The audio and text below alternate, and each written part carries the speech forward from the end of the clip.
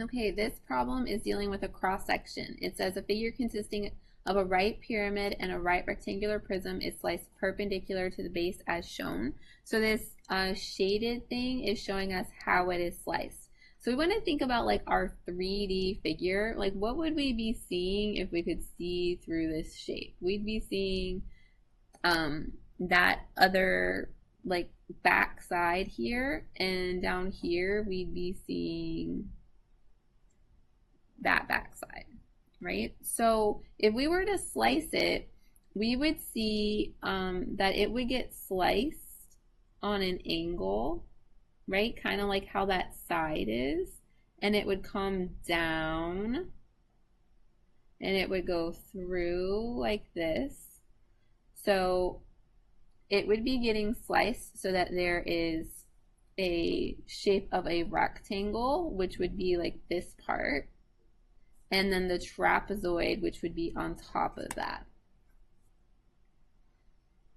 Okay, so it's a composite shape of a rectangle and a trapezoid.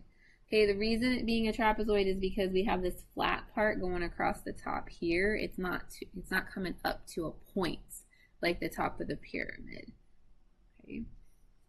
All right, number 12. Number 12, it says a triangle and we have these vertices.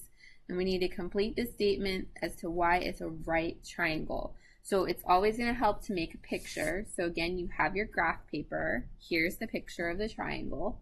Okay, we've got our triangle. We got T at 2, 5. So that's up here. U at 6, 6. And V at 4, negative 3.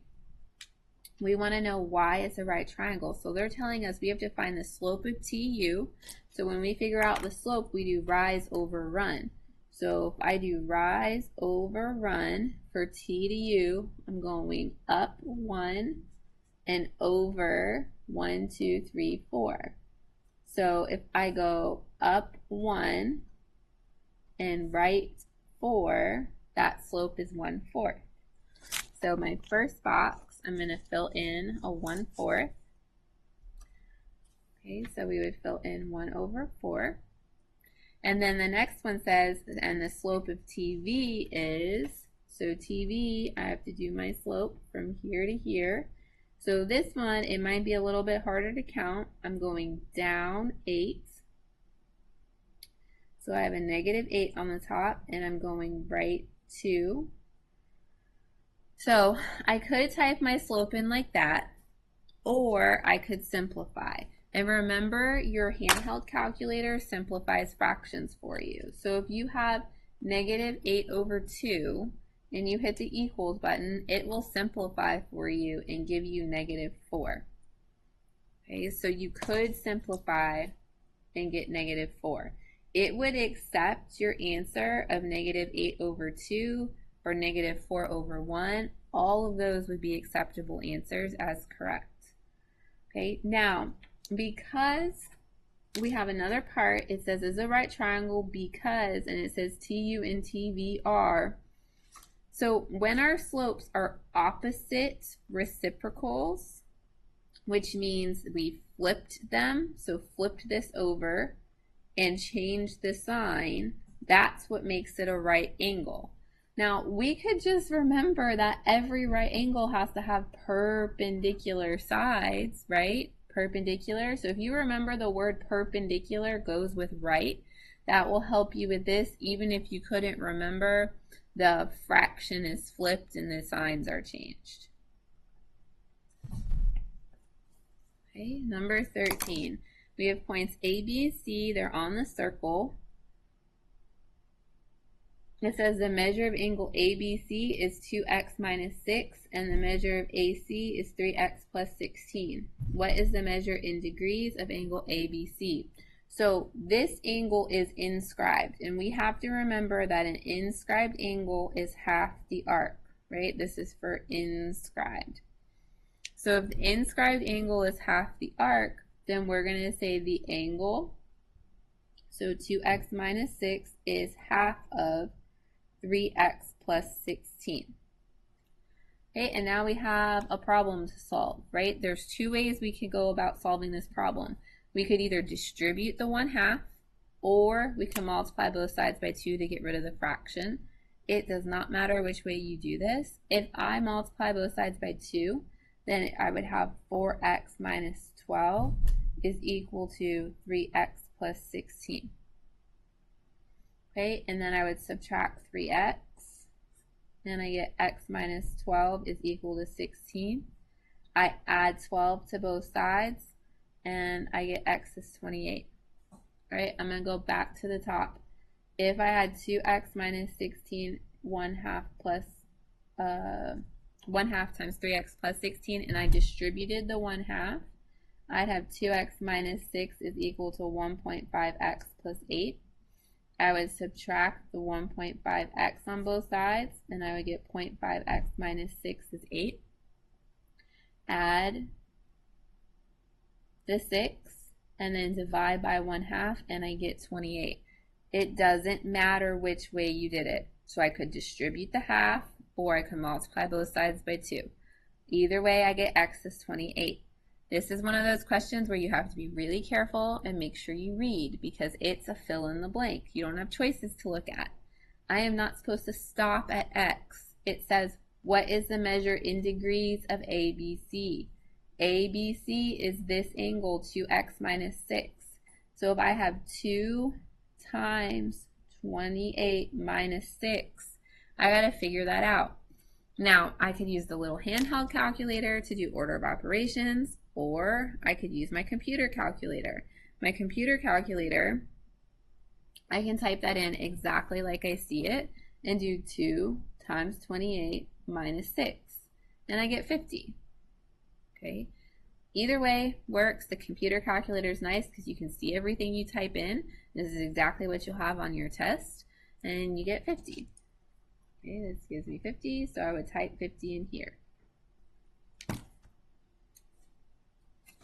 right, next question, number 14. Number 14 says we have a cone with a radius of 3 units. So that's our clue. We say R is 3, a height of 4 units, H is 4, and a slant height of 5 units. So slant height is usually L on our reference sheet, so we put 5. Which expression represents the surface area in square units of the cone?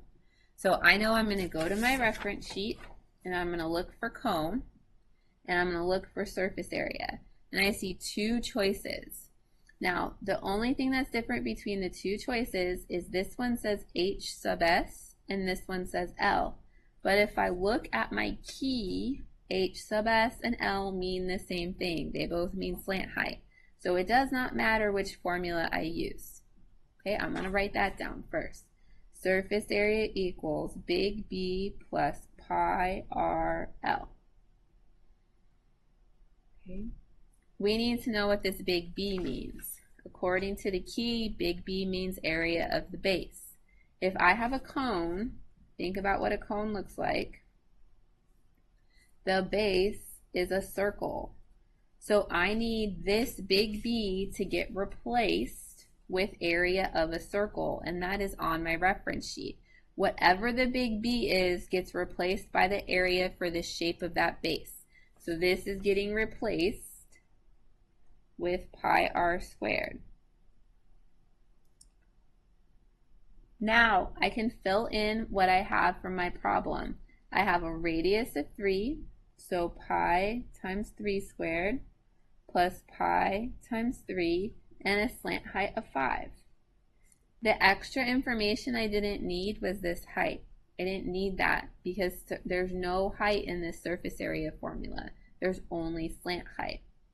So now, if I go ahead and I do my order of operations here, I do 3 to the 2nd power, that gives me 9, so 9 pi. And here I can multiply the 3 and the 5, gives me 15. And then I can put these together. So when I put the 9 and the 15 together, I get 24 pi. Okay, now, if I was confused by the fact that pi was in my answers, and I said, I don't know how to do this, then my best strategy would be to type this into my calculator, just like I see it on this line, right? I hit pi times 3 to the second plus pi times 3 times 5. And I get this answer, 75.39822, blah, blah, blah. My best option would be type this in and then see which one of these answer choices gives me the same number. So I know I'm looking for 75.398. So when I go through my answer choices, I could try them out. 15 pi gives me 47. That's not big enough. 21 pi gives me 65. Not big enough. And then I get to 24 pi, and I get the same answer. So if you were confused because of the pi's being in the answer and the calculator not doing that for you, use your calculator and find one that gives you the same answer. All right, next, 15. A rectangle ABCD has the given side lengths. So first thing we're going to do is we're going to draw a picture. It says A, B, C, D. A, B is 5.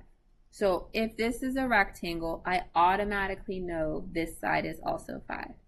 And BC is 11, so I automatically know that side is 11.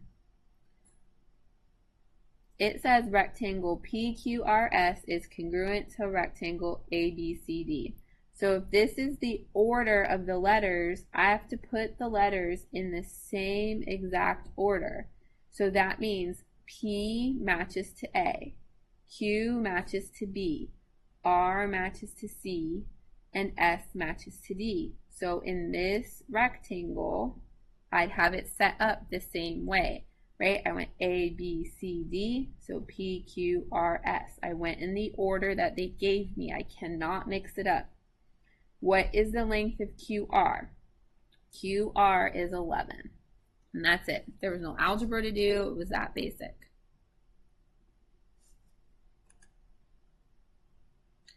Okay, we're going to stop the video here.